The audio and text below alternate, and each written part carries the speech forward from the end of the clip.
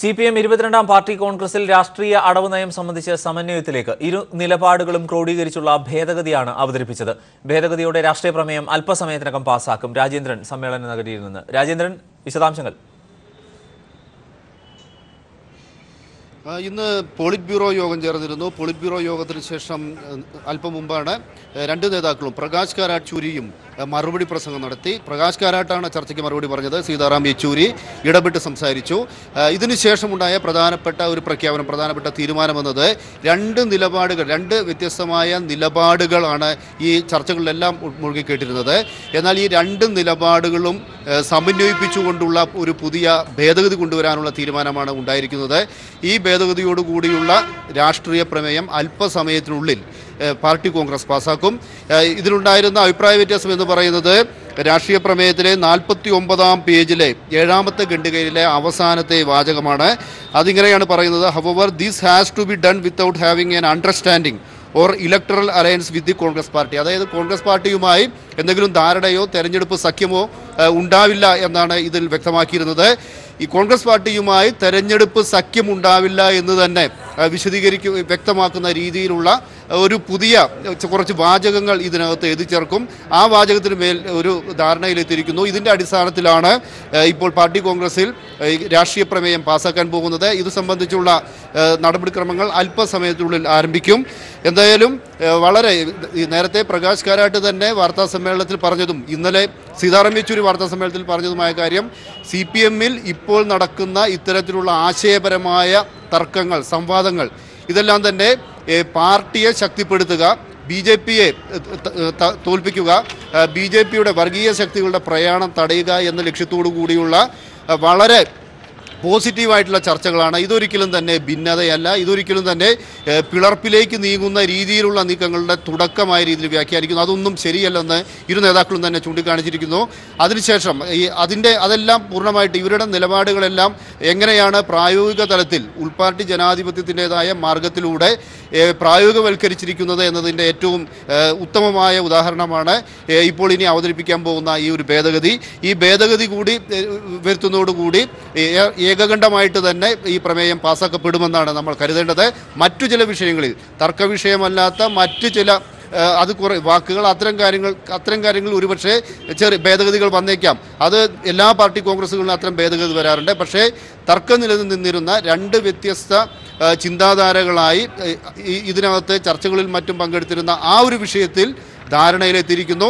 ഈ രാഷ്ട്രീയ അടവ് നയത്തിൽ ഒരു സമന്വയം ഉണ്ടായിരിക്കുന്നു, വ്യക്തത കൈവന്നിരിക്കുന്നു, അതിനകത്ത് ഒരു ഐക്യം കൈവന്നിരിക്കുന്നു എന്നാണ് ഈ ഘട്ടത്തിൽ നമുക്ക് പ്രേക്ഷകരെ അറിയിക്കാനുള്ള ഏറ്റവും പ്രധാനപ്പെട്ട ഒരു സംഭവവികാസം. ഇതിനകത്ത് CPM-ൻ്റെ ഒരു ചരിത്രം പരിശോധിച്ച് കഴിഞ്ഞാൽ, CPM-ൻ്റെ എന്നല്ല അവിഭക്ത കമ്മ്യൂണിസ്റ്റ് പാർട്ടികളുടെ തന്നെ ചരിത്രം പരിശോധിച്ച് കഴിഞ്ഞാൽ പാർട്ടി കോൺഗ്രസുകൾ ശക്തമായ ആശയ സംവാദങ്ങളുടെ, ആശയപരമായ ഏറ്റുമുട്ടലുകളുടെ ഒരു വേദിയായിരുന്നു.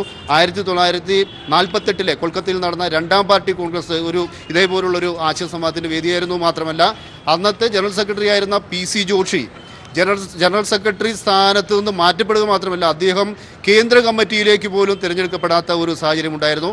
അതിനുശേഷം 1961 വിജയവാഡ പാർട്ടി കോൺഗ്രസിൽ, അത് പിളർപ്പിന് മുമ്പുള്ള പാർട്ടി കോൺഗ്രസിലും ശക്തമായ ഈ ആശയ സംവാദം നടന്നിരുന്നു. എന്നാൽ പിന്നീട് അത് പാർട്ടിയുടെ പിളർപ്പിലേക്കാണ് നയിച്ചത്. അതോടൊപ്പം തന്നെ 1978 ഈ അടിയന്തരാവസ്ഥയ്ക്ക് ശേഷം നടന്ന പാർട്ടി കോൺഗ്രസിലും, അന്ന് ജലന്ധർ പാർട്ടി കോൺഗ്രസിലും വലിയ ആശയ സംവാദങ്ങൾ നടന്നിരുന്നു. അത് പിന്നീട് അതിനെ തുടർന്നാണ് സുന്ദരയ്യ പാർട്ടിയുടെ ജനറൽ സെക്രട്ടറി സ്ഥാനത്തു നിന്നും മാറുന്ന ഒരു സാഹചര്യമുണ്ടായത്. എന്നാൽ ഇവിടെയും ഒരു ആശയ സംവാദം ഉണ്ടായിരുന്നു. അത് കോൺഗ്രസിനോടുള്ള സമീപനം എങ്ങനെയായിരിക്കണം എന്ന വിഷയം മുൻനിർത്തിയായിരുന്നു. പക്ഷേ അത് ഉൾപാർട്ടി ജനാധിപത്യത്തിൻ്റെതായ എല്ലാ സ്വഭാവ സവിശേഷതകളോടും കൂടി വളരെ പുരോഗമനപരമായ, വളരെ ക്രിയേറ്റീവായിട്ടുള്ള, വളരെ നിരവധി പാർട്ടിയെ ശക്തിപ്പെടുത്താനുള്ള നിരവധി നിർദ്ദേശങ്ങൾ ഉയർന്നു വന്ന ഒരു ചർച്ചയായിരുന്നു അത്. ചർച്ചയിൽ 47 പ്രതിനിധികളാണ് പങ്കെടുത്തത്. ഇവർ 68 ഭേദഗതി നിർദ്ദേശങ്ങളാണ് മുന്നോട്ട് വെച്ചത്. ഇതെല്ലാം നേരത്തെ പോളിറ്റ് ബ്യൂറോ പരിഗണിച്ചിരുന്നു. പോളിറ്റ് ബ്യൂറോ പരിഗണിച്ച് ഈ വിഷയത്തിൽ ഒരു തീരുമാനത്തിലെത്തി, സമവായത്തിലെത്തിയതിനു ശേഷമാണ് ഇരുവരും, പ്രകാശ് കാരാട്ടും സീതാറാം യെച്ചൂരിയും, ഈ പ്രതിനിധി സമ്മേളനത്തെ അഭിസംബോധന ചെയ്തത്. സീതാറാം യെച്ചൂരിയാണ് ആദ്യം സംസാരിച്ചത്. അദ്ദേഹം പറഞ്ഞത് പാർട്ടിയെ ശക്തിപ്പെടുത്തുക എന്നതാണ് നമ്മുടെ മുന്നിലുള്ള ലക്ഷ്യം. അതോടൊപ്പം തന്നെ BJPയെ ദുർബലപ്പെടുത്തണം. ഈ ലക്ഷ്യത്തോടു കൂടിയുള്ള കാഴ്ചപ്പാടുകളാണ് മുന്നോട്ട് വെച്ചത്. ഈ തുടർന്ന് സംസാരിച്ച പ്രകാശ് കാരാട്ടാണ് അദ്ദേഹത്തിൻ്റെ പ്രസംഗത്തിനിടയിൽ ഏത് രീതിയിലുള്ള ഭേദഗതിയാണ് മുന്നോട്ട് വെക്കുന്നത് എന്ന കാര്യം വിശദീകരിച്ചത്. ഭേദഗതി എന്താണെന്നോ അതിലെ കൃത്യമായിട്ടുള്ള വാചകങ്ങൾ എന്താണെന്നോ നമുക്ക് ഈ ഘട്ടത്തിൽ പറയാൻ സാധിക്കില്ല. അത് ഈ പ്രമേയം പാസ്സാക്കിയതിന് ശേഷം അതിൻ്റെ പൂർണ്ണ രൂപം ലഭ്യമായതിനു ശേഷം മാത്രമേ നമുക്ക് അത്തരത്തിലുള്ള വിശദാംശങ്ങളിലേക്ക് കടക്കാൻ സാധിക്കൂ. അതായത് വ്യത്യസ്ത വീക്ഷണങ്ങളുണ്ട്. പക്ഷേ ഈ പ്രമേയം വിശദമായി ചർച്ച ചെയ്തുകൊണ്ട് പാർട്ടി കോൺഗ്രസ് യുനാനിമസ് ആയി ഒരു തീരുമാനമെടുക്കും. അതിന്റെ പരിണിത ഫലമാകും, അതിന്റെ റിസൾട്ട് ആകും വരുന്ന മണിക്കൂറുകളിൽ കാണുക. അങ്ങനെയാണോ രാജേന്ദ്രൻ? തീർച്ചയായിട്ടും. കാരണം ഇതിനകത്തുള്ളൊരു നമ്മൾ കാണേണ്ട ഒരു വസ്തുത, ഈ CPMൻ്റെ ഇതിനകത്ത് നടക്കുന്ന ചർച്ചകൾ, വ്യത്യസ്തമായ അഭിപ്രായങ്ങൾ, വിയോജിപ്പുകൾ എന്നതോടൊപ്പം തന്നെ നമ്മൾ ഇന്ത്യയിലെ ഓരോ സംസ്ഥാനങ്ങളിലെയും പ്രത്യേകമായ രാഷ്ട്രീയ സാഹചര്യം കൂടി കാണേണ്ടതുണ്ട്. പല സംസ്ഥാനങ്ങളിലും BJP അവിടുത്തെ മുഖ്യ കക്ഷിയാവുന്നു, ഈ കോൺഗ്രസ് പല സംസ്ഥാനങ്ങളിലും മുഖ്യ പ്രതിപക്ഷമാവുന്നു. CPMന് മറ്റ് സംസ്ഥാനങ്ങൾ, ഇപ്പോൾ കേരളം, പശ്ചിമ ബംഗാൾ, ത്രിപുര, ആന്ധ്രാപ്രദേശ്, തമിഴ്നാട്, ഈ സംസ്ഥാനങ്ങളിലുള്ള അത്ര സ്വാധീനം പല സംസ്ഥാനങ്ങളിൽ തന്നെ ഇല്ല. അപ്പോൾ അത്തരം സംസ്ഥാനങ്ങളിലെല്ലാം തന്നെ തെരഞ്ഞെടുപ്പ് വന്നു കഴിഞ്ഞാൽ CPM പ്രധാനമായും മൂന്ന് നിലപാടുകളാണ് സ്വീകരിക്കാറുള്ളത്. ഒന്ന്, BJPയെ തോൽപ്പിക്കണം. രണ്ട്, BJPയെ തോൽപ്പിക്കാൻ CPMൻ്റെ സ്ഥാനാർത്ഥി ഉണ്ടെങ്കിൽ ആ സ്ഥാനാർത്ഥിക്ക് വോട്ട് ചെയ്യണം, ആ സ്ഥാനാർത്ഥി വിജയിപ്പിക്കാനായി ശ്രമിക്കണം. മൂന്നാമതായി, ആരാണോ ഇപ്പോൾ CPMൻ്റെ സ്ഥാനാർത്ഥികൾ ഇല്ലാത്ത മണ്ഡലമാണെങ്കിൽ അവിടെ BJPയെ തോൽപ്പിക്കാൻ ഉതകുന്ന സ്ഥാനാർത്ഥി ആരുടേതാണെങ്കിൽ ആ സ്ഥാനാർത്ഥിക്ക് വോട്ട് ചെയ്യുക. ഇത്തരത്തിലുള്ള ഒരു നിലപാടാണ്, ഇത്തരത്തിലുള്ള ഒരു രാഷ്ട്രീയ അടവ് നയമാണ് CPM കുറേ കാലമായി പുലർത്തിപ്പോരുന്നത്. ഇതിൻ്റെ എല്ലാം ഈ ഒരു സാഹചര്യത്തിൻ്റെ പശ്ചാത്തലത്തിലാണ് പല പ്രതിനിധികളും തന്നെ ഇതിനകത്ത് കോൺഗ്രസിനോടുള്ള സമീപനത്തിൽ ചില വ്യത്യാസങ്ങൾ വേണം എന്ന രീതിയിലുള്ള നിർദ്ദേശങ്ങളെല്ലാം തന്നെ ഉയർത്തിക്കാണിച്ചത്. ഇതുകൂടി ഉൾക്കൊണ്ടുകൊണ്ടുള്ള ഒരു ഭേദഗതിയാണ് ഇപ്പോൾ കൊണ്ടുവന്നിരിക്കുന്നത്. രാജേന്ദ്രൻ വിവരങ്ങൾ നൽകിയത്. പാർട്ടി കോൺഗ്രസ് പ്രതിനിധികൾക്ക് ആവേശം പകർന്ന നാടൻപാട്ട് കലാകാരന്മാർ. ദില്ലിയിൽ നിന്നും എത്തിയ തീപ്പാട്ട് കലാസംഘമാണ് പ്രതിനിധി സമ്മേളനത്തിനിടെ വേദിയിലെത്തി വിവിധ ഭാഷകളിൽ വിപ്ലവ ഗാനങ്ങൾ ആലപിക്കുന്നത്.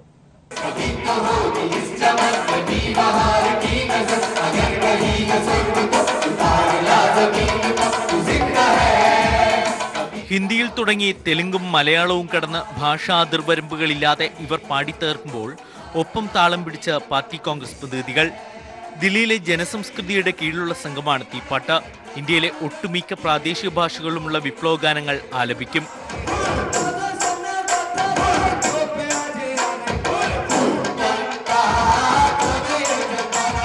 ഞങ്ങളുടെ ഗ്രൂപ്പിൻ്റെ പേര് നാടിൻ്റെ തീപ്പാട്ടുകൾ. വിവിധ ഭാഷകളിൽ നമ്മൾ 12 ഭാഷ കൈകാര്യം ചെയ്തിട്ടുണ്ട്. മലയാളമാണ് ബേസ്. ജനസംസ്കൃതി കഴിഞ്ഞ ഒരു 32 വർഷമായിട്ട് ഡൽഹിയിൽ വളരെ സജീവമായിട്ട് പ്രവർത്തിക്കുന്ന ഒരു സംഘടനയാണ്. ആ സംഘടനയുടെ കീഴിൽ ഞങ്ങൾ 4 വർഷം മുമ്പാണ് ഇത്തരത്തിലുള്ള ഒരു ഗ്രൂപ്പ് ഉണ്ടാക്കണമെന്നുള്ളത്. കാരണം ഡൽഹിയിൽ നമ്മൾ താമസിക്കുമ്പോൾ കേവലം മലയാളം എന്നുള്ള നിലയിൽ മാത്രം പോരല്ലോ. അവിടുത്തെ സാംസ്കാരിക മണ്ഡലത്തിൽ, ഡൽഹിയിലെ സാംസ്കാരിക മണ്ഡലത്തിൽ വളരെ സജീവമായിട്ട് ഇടപെടുക എന്നുള്ളതാണ്. പ്രതിനിധി സമ്മേളനത്തിന്റെ ഇടവേളകളിൽ വേദിയിലെത്തി സംഘം ഗാനം ആലപിച്ചു. കർഷക മാർച്ചുകളിലും തൊഴിലാളി സമരങ്ങളിലും ഇവർ സ്ഥിര സാന്നിധ്യമാണ്.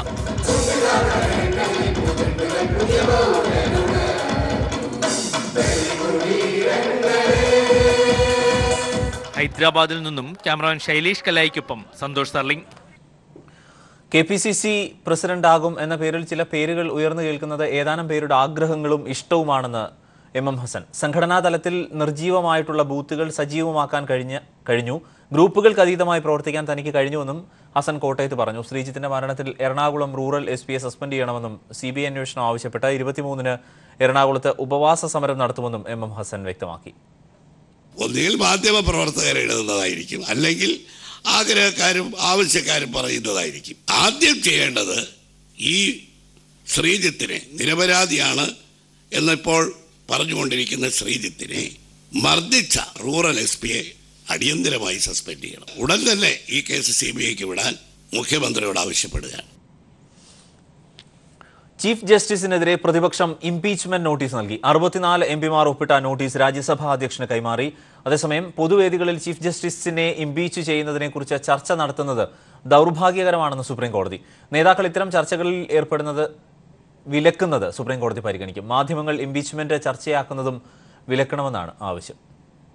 ജസ്റ്റിസ് ലോയയുടെ മരണം പ്രത്യേക അന്വേഷണ ഏജൻസിയെ കൊണ്ട് അന്വേഷിക്കണമെന്നാവശ്യപ്പെട്ടുകൊണ്ട് പൊതുപ്രവർത്തകൻ തെഹ്സീൻ പൂനാവാലയും മാധ്യമപ്രവർത്തകൻ BS ലോണും സമർപ്പിച്ച പൊതു താൽപര്യ ഹർജി കഴിഞ്ഞ ദിവസം ദീപക് മിശ്ര അധ്യക്ഷനായ ബെഞ്ച് തള്ളിയിരുന്നു.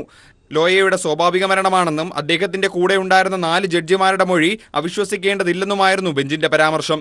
കേസ് തള്ളിയതോടെ ചീഫ് ജസ്റ്റിസിനെതിരെ വീണ്ടും പ്രതിപക്ഷ പാർട്ടികൾ രംഗത്ത് വന്നു. മിശ്രയുടേത് വിവേചനപരമായ തീരുമാനമാണെന്ന് ആരോപിച്ച് പ്രതിപക്ഷ പാർട്ടികൾ ചീഫ് ജസ്റ്റിസിനെ ഇംപീച്ച് ചെയ്യുന്നതിനെക്കുറിച്ച് ചർച്ച ചെയ്യാൻ യോഗം വിളിച്ചു. ഇതോടെയാണ് ഇംപീച്ച്മെന്റ് വിഷയം മാധ്യമങ്ങളും ജനപ്രതിനിധികളും പൊതുപ്രവർത്തകരും ചർച്ച ചെയ്യുന്നതിനെതിരെ ചീഫ് ജസ്റ്റിസ് രംഗത്ത് വന്നത്. പൊതുവേദികളിൽ ഇംപീച്ച്മെന്റിനെ കുറിച്ച് ചർച്ച ചെയ്യുന്നത് ദൗർഭാഗ്യകരമാണെന്നും നിരന്തരം ഇത്തരം പ്രസ്താവനകൾ ഉണ്ടാകുന്നതിനെ സുപ്രീംകോടതി അപമാനിക്കുന്നതിന് തുല്യമാണെന്നും ചീഫ് ജസ്റ്റിസ് പ്രതികരിച്ചിരുന്നു. അതിനാൽ ഇംപീച്ച്മെന്റ് വിഷയം ചർച്ച ചെയ്തതിൽ നിന്ന് മാധ്യമങ്ങളെയും ജനപ്രതിനിധികളെ അടക്കം വിലക്കുന്നതിനെ കുറിച്ച് ആലോചിക്കാൻ അറ്റോർണി ജനറൽ KK വേണുഗോപാലിന്റെ ഉപദേശം തേടി. ഇതിനിടെ പ്രതിപക്ഷ പാർട്ടികൾ ചീഫ് ജസ്റ്റിസിനെതിരെയുള്ള ഇംപീച്ച്മെന്റ് നോട്ടീസ് രാജ്യസഭാ അധ്യക്ഷൻ വെങ്കയ്യ നായിഡുവിന് കൈമാറി. 7 political parties in Rajya Sabha who have signed the motion. So we have moved a motion for impeachment for the removal of Chief Justice of India under 5 listed grounds of misbehavior. We have sought his removal under Article 217 read with Article 124(4) of the Constitution of India. സ്വതന്ത്രമായ നീതിന്യായ വ്യവസ്ഥയ്ക്ക് വെല്ലുവിളി നേരിടുന്നുവെന്ന് കപിൽ സിബൽ അഭിപ്രായപ്പെട്ടു. 7 പാർട്ടികളിലെ 64 അംഗങ്ങളാണ് നോട്ടീസിൽ ഒപ്പിട്ടത്. News desk people TV. Varappuzha കേസിൽ SI ദീപകിനെ പ്രതി ചേർത്തു. ദീപകിന്റെ അറസ്റ്റ് ഉടൻ ഉണ്ടാകുമെന്നാണ് സൂചന. വിവരങ്ങൾ ഉമേഷ് നൽകും. ഉമേഷ്, വിശദാംശങ്ങൾ. കസ്റ്റഡിയിൽ മരിച്ച ശ്രീജിത്തിനെ മർദ്ദിച്ചവരുടെ കൂട്ടത്തിൽ SI ദീപക്കും ഉണ്ടായിരുന്നു എന്ന ആരോപണം നേരത്തെ തന്നെ ഉയർന്നിരുന്നു. പ്രത്യേകിച്ച് ശ്രീജിത്തിന്റെ ബന്ധുക്കളടക്കം ഇത്തരത്തിലൊരു പരാതി ഉന്നയിച്ചിരുന്നു. ഇതിന്റെ അടിസ്ഥാനത്തിലാണ് SI ദീപകിനെ ഇന്ന് രാവിലെ മുതൽ ആലുവ പോലീസ് ക്ലബിൽ വിളിച്ചു വരുത്തി ചോദ്യം ചെയ്തത്. ഏകദേശം 8 മണിക്കൂറായി ദീപകിനെ ചോദ്യം ചെയ്തു. അതിന്റെ അടിസ്ഥാനത്തിലാണ് ഇപ്പോൾ ഇത് സ്ഥിരീകരിച്ചു എന്ന് വേണം കരുതാൻ. അതായത് SI ദീപക് ശ്രീജിത്തിനെ മർദ്ദിച്ചു എന്ന ആരോപണം സ്ഥിരീകരിച്ചു എന്ന് വേണം മനസ്സിലാക്കാൻ. അതിന്റെ അടിസ്ഥാനത്തിലാണ് ഇപ്പോൾ പ്രതിയാക്കിയിരിക്കുന്നത്. SI ദീപക് 4ാം പ്രതിയാണ് എന്നുള്ളതാണ് നമുക്ക് ലഭിക്കുന്ന സൂചനകൾ. ഈ പ്രതിയാക്കിയ സാഹചര്യത്തിൽ SI ദീപകിന്റെ അറസ്റ്റ് ഉടൻ ഉണ്ടാകും എന്നാണ് ഇപ്പോൾ അറിയാൻ കഴിയുന്നത്.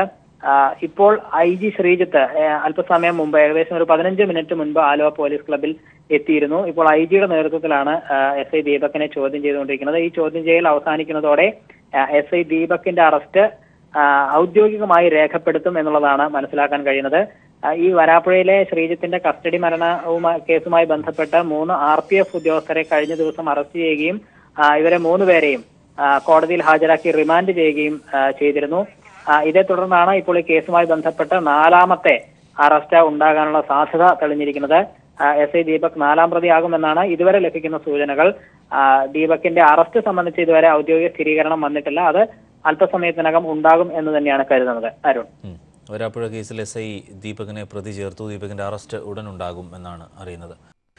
ധാത്രി ആയുർവേദ ആശുപത്രിക്ക് NABH അംഗീകാരം ലഭിച്ചു. ആയുർവേദ ചികിത്സാ രംഗത്തെ മികച്ച പ്രവർത്തനത്തിനാണ് ആലപ്പുഴയിലെ ധാത്രി ആയുർവേദ ആശുപത്രിക്ക് NABH അംഗീകാരം ലഭിച്ചത്. കൊച്ചിയിൽ നടന്ന പുരസ്കാരദാന ചടങ്ങ് പത്മഭൂഷൺ ജസ്റ്റിസ് KT തോമസ് ഉദ്ഘാടനം ചെയ്തു.